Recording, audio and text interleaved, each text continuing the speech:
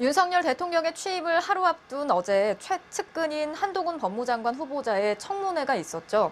여기서 2년 전 윤석열 당시 검찰총장이 한동훈 후보자에 대한 감찰을 방해했다는 구체적인 증언이 나왔습니다. 당시 대검 참모였던 검찰 고위 간부도 이때 수사 상황을 적은 일지를 공개했는데요. 한 후보자에 대한 감찰을 보고하자 당시 윤 총장이 책상에 발을 올리면서 쇼하지 말라고 했다는 겁니다. 먼저 손구민 기자가 전해드리겠습니다.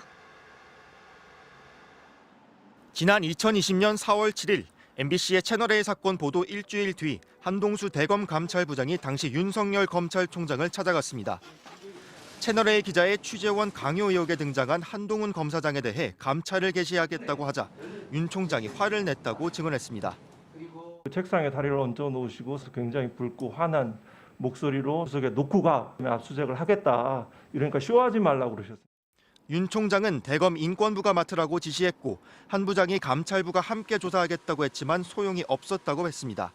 감찰부에도 병행해서 하겠습니다 하니까 병행 그러면서 자리에서 일어나셨어요. 저한테 접근을 하셨죠. 몸이 좀 크시잖아요. 당시 대검 형사부장이던 김관정 수원고검장도 채널A 사건 일지를 공개했습니다. 서울중앙지검의 채널A 사건 수사팀은 윤석열 총장에게 수사 경과를 보고하지 않겠다는 입장이었다고 전했습니다. 최측근이 관련된 사건이었기 때문입니다. 실제로 수사팀은 4월 29일 총장 보고 없이 채널A 본사를 압수수색했습니다. 일지에 따르면 윤 총장은 뒤늦게 보고를 받고 MBC에 대한 압수수색 영장이 기각돼 채널A만 압수수색했다며 크게 화를 냈습니다.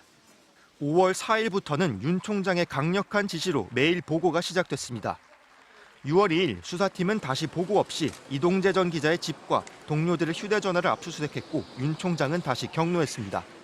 당시 김관정 형사부장 아래에서 일했던 박영진 당시 대검 형사1과장은 총장이 편향적으로 지휘할 거란 근거도 없이 수사팀이 당연한 보고사항조차 누락했다면서 당시 총장은 수차례 균형 있는 수사를 주문했었다고 반박했습니다. MBC 뉴스 손구빈입니다.